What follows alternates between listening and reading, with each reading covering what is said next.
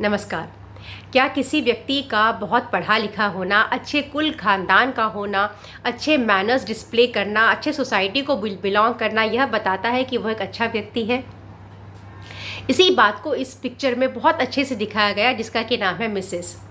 तो अधिकतर arrange marriage setup में यही होता है। और क्या देखा जाता है कि लड़का कितना पढ़ा लिखा है, वो किस कुल खानदान का है, कैसा उसके फैमिली का स्टेटस है, कैसा सोसाइटी में कैसा नाम है। तो इसी आधार पर जनरली अरेंज मैरिजेस की होती हैं। और इसी आधार पर ऋचा का भी अरेंज मैरिज हुआ। परंतु यह ही काफ़ी नहीं है किसी व्यक्ति को जानने के लिए कि वह इंसान कैसा है।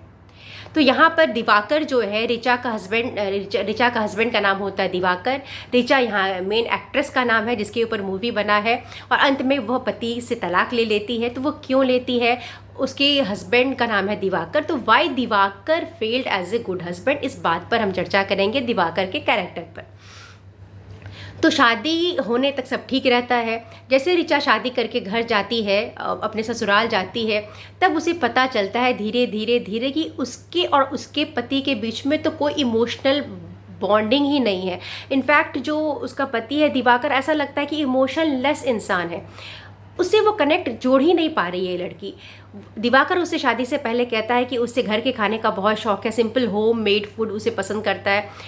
तो इस लड़की को खाना बनाना ठीक से आता नहीं है, परंतु वह यूट्यूब से देखकर वो अपने आप को तरह तरह के रेसिपीज़, सुबह उठ के नाश्ते में भी बिल्कुल अच्छा अच्छा रेसिपीज़ बनाती है ताकि उसके पति को वो एक तरह से अपने से जोड़ पाए, पति उसे खुश रहे, इन लॉज खुश रहें। वो बहुत कोशिश करती है, परंतु पूरे इसके ससुराल के टाइम में कभी दिवाकर को ये नहीं लगता कि उसे भी अपनी वाइफ को कभी बाहर ले जाके पिज़्ज़ा खिलाना चाहिए, या कम से कम ऑर्डर करना चाहिए, या उसकी पसंद का उसका आइसक्रीम खिलाना चाहिए। तो वो चाहता है कि ऋचा हर वह काम करे जो दिवाकर चाहता है, परंतु वह ऋचा की कुछ भी छोटा सा चीज़ भी याद नहीं रख पाता। और शायद उसे वो केयर भी नहीं है।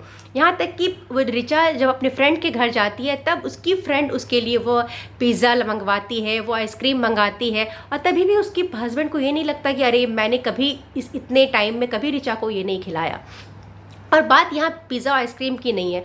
जब ऋचा अपने फ्रेंड के घर में लगती है तो वो रहती तो खुल के हंसती है। ऐसा लगता है कि शादी के बाद पहली बार वो बिल्कुल रिलैक्स है और ज़ोर ज़ोर से ठहाका लगा के हंस रही है।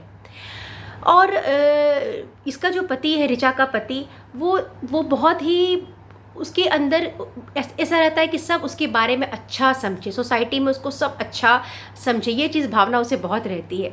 वह व्यक्ति नई चीज़ों को अडेप्ट करने से बिल्कुल अडेप्ट ही नहीं करना चाहता। वो सोशल मीडिया से दूर है, उसे नहीं पता कि क्या चीज़ें हो रही हैं। और उसकी वाइफ जब सोशल मीडिया में इन्वॉल्व है, वो अपनी वीडियोस डालती है डांस का, तो इसको बिल्कुल पसंद नहीं आता।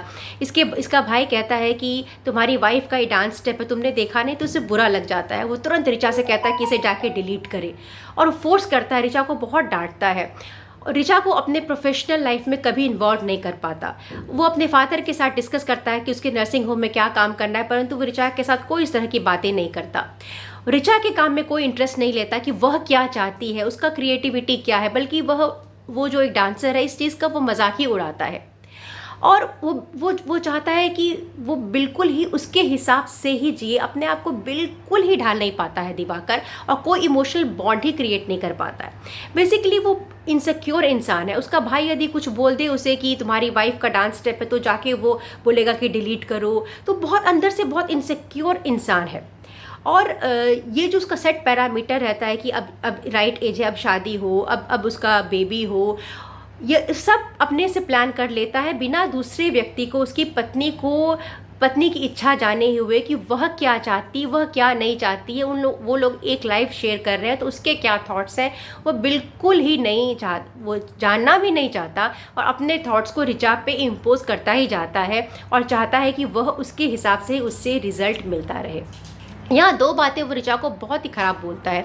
एक, वो बोलता है ऋचा को कि तुमसे किचन की बू आती है। दूसरा, वो कहता है कि यदि तुमको इस घर में रहना है तो इस घर के रूल्स तुमको फॉलो करने पड़ेंगे। तो बड़ा ही वो एक तरह से वो चाहता है कि बिल्कुल मेरे हिसाब से ही ऋचा रहे।